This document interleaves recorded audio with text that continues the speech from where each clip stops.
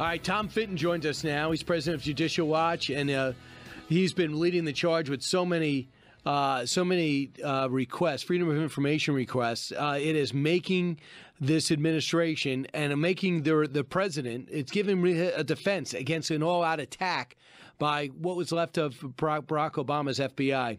Tom, there's an investigation going on, and while the president contemplates whether he should declassify certain things, we found out some text messages yesterday between Peter Strzok and Lisa Page. What can you tell us? Well, the text messages, of course, that have been sitting, the Justice Department and FBI have been sitting on for probably a year now, show that Strzok and Page were talking about media leaks just before some major news stories appeared about, this Carter Page investigation. I mean, the idea that you've got senior FBI officials talking about, quote, a media leak strategy, just ought to blow our tops. And this FBI and this Justice Department are completely blasé in the face of this corruption because it's these folks, Page, Strzok, Comey, McCabe, the rest of them, that created the basis for the special counsel investigation. Without Strzok, there'd be no special counsel investigation. Without the dossier, there'd be no special counsel investigation. Without this focus on Page, there'd be no special counsel investigation.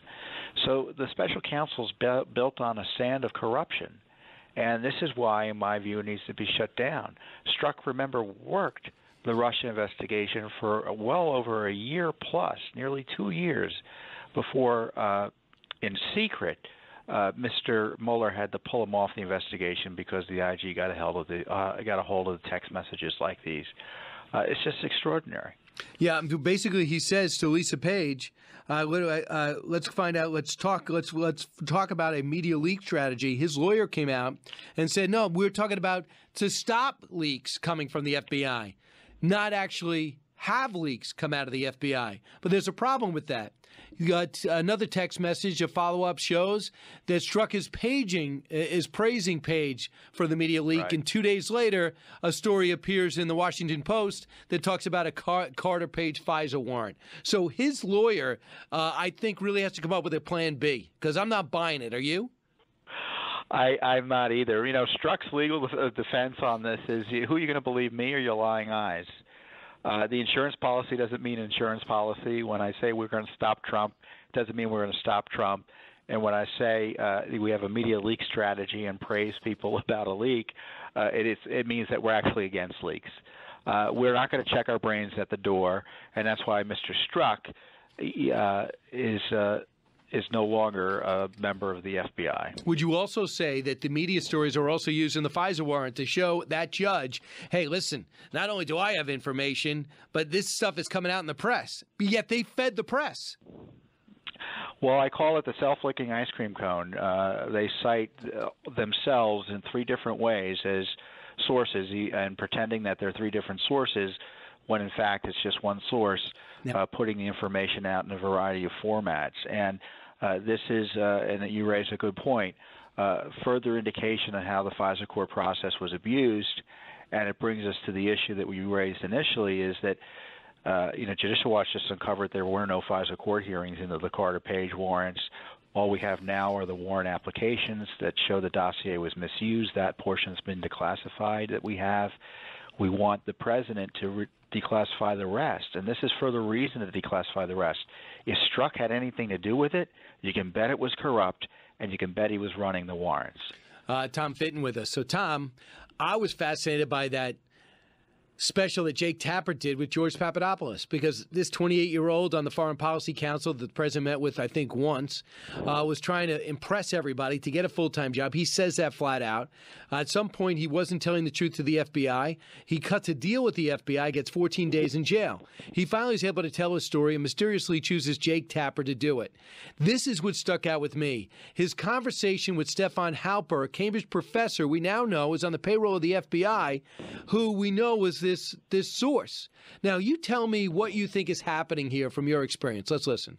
I received an unsolicited email from Stefan Halper, who I thought was a Cambridge professor, inviting me. So he reached out to me and he said, I want you to write a paper for me on your expertise. I joined him about a week later over drinks at the Sofitel in London, where All of a sudden, he pulls out his phone. Everyone has phones when they meet with me. And he places it in front of him, and he begins to tell me, so George, of course, hacking is in the interest of your campaign. Of course, the Russians are helping you. These open-ended questions, and of course, you're probably involved in it too. That's correct, right, George? What's going on here? Well, Stephen Halper's trying to corner him, and he's working as an informant for who knows who, the FBI, the CIA, maybe the Defense Department. Of course, he was getting paid by the Defense Department. What I find interesting, Brian, is that all of these activities took place overseas. So Halper approached, it looks like, Papadopoulos, approached Carter Page. He tried to get J.D. Gordon, who was another Trump campaign advisor, to go overseas and meet with him and do work for him there. And if you understand what goes on here in terms of the restrictions that the FBI and DOJ are under in terms of spying on domestic operations and domestic entities, they were trying to bypass that by doing this work overseas and bypassing the restrictions that would have prevented them from spying directly on the Trump campaign here at home. So they got around it by going overseas and running an operation against the Trump campaign overseas, unbelievably corrupt. It's as if you're leading the witness. You're like, I know you have this stuff. I know. Oh yeah, well, this. He was trying to entrap him, and he was trying to get the dirt on him. Why, for Barack Obama, I have no doubt knew about this. Comey, I had no doubt knew about this. Lynch, I had no doubt knew about this operation against them. That's why they were so desperate to keep Halper's name out of it. So now let's go fast forward to Mifsud. So Mifsud is somebody who is also a professor that worked with FIFA. And he was a high-ranking guy in FIFA and one of the few to emerge from this whole investigation unscathed. And who was known for their FIFA investigation? Christopher Steele. Exactly. That's how he earned his stripes with the U.S. Is that this guy's tremendous, and the FBI work with him, and they make all these great arrests to try to clean up world soccer, the most corrupt organization around. But not Mifsud. Mifsud emerged unscathed. What role does Mifsud play in this whole investigation? Well, he was he was talking to Papadopoulos as well, but he's also working on behalf of the FBI as well. So you had Papadopoulos being come at at two angles by FBI informant sources, operatives. You Stephen Halper and Mifsud. Mifsud was getting money, if I recall correctly, directly from the FBI in tunes of millions. So you know what's interesting? Papadopoulos is only getting 14 days in jail. Even the courts think it's a joke. Yeah. It's the equivalent of a jaywalking ticket in terms of a sentence. They wanted 6 months, up to 6 months. The process, all the power of the Justice Department and special counsel is pressuring the court to put him in jail up to 6 months. And the court said, "Are you kidding me? 2 weeks." So I'm just going to take a step back. I don't want to get people confused. I mean, we got a million things going. We got a hurricane bearing down on us, 9/11, look back, the Woodward book, the editorial, the anonymous editorial. I don't want to get people confused. Let's just take a look at this. You're trying to get this ancillary player like Carter Page, who the president still has never met and he's never spoken to. This other guy who was sitting down in a council because nobody wanted to be in the president's foreign policy council because they thought he had no shot of winning.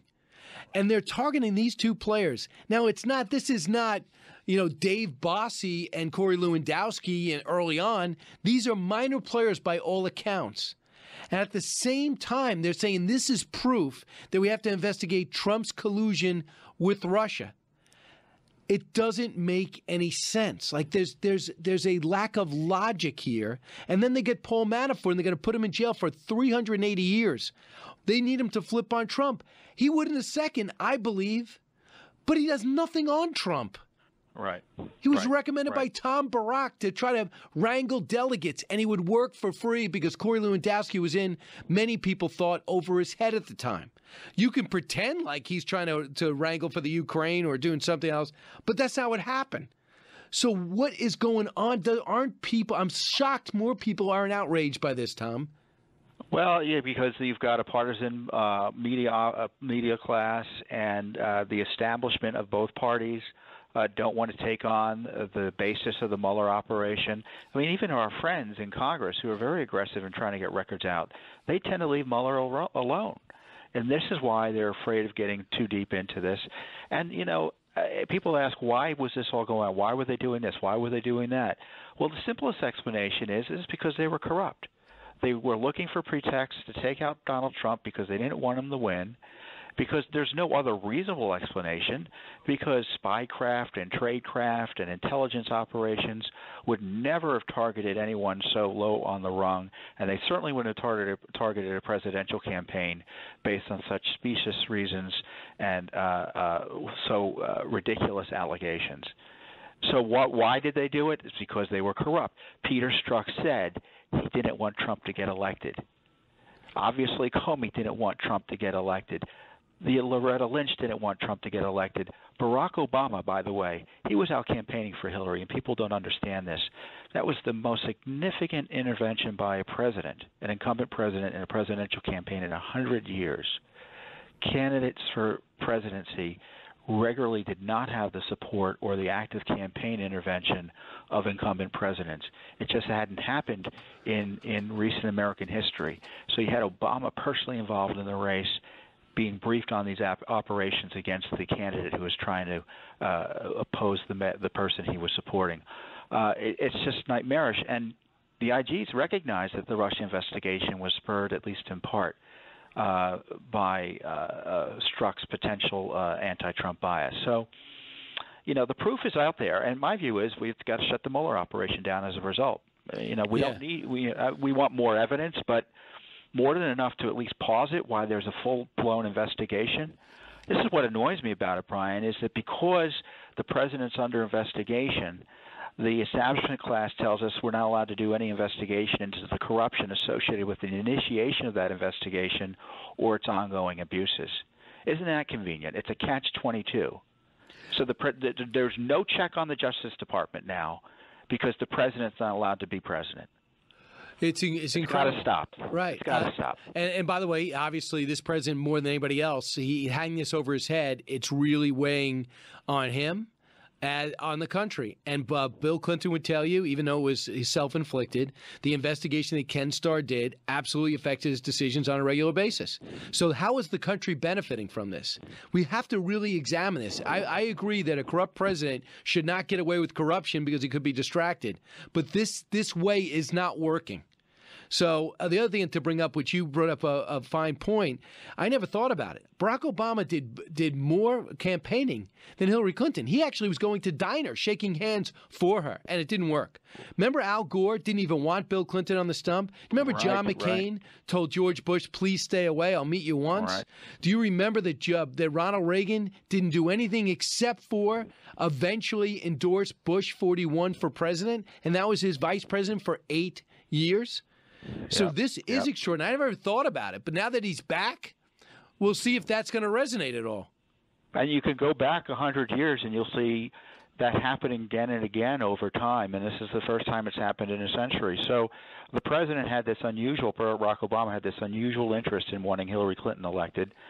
I think not only to protect his legacy of big government socialism, but to keep stuff like this from coming out. Yeah, and lastly, what about the president declassifying the FISA warrant? People are worried about the precedent. People are worried about the intelligence. There might be something wrapped in there that is top secret that might get out, and that might really demoralize the intelligence agencies. With that risk, do you think the president should still do it?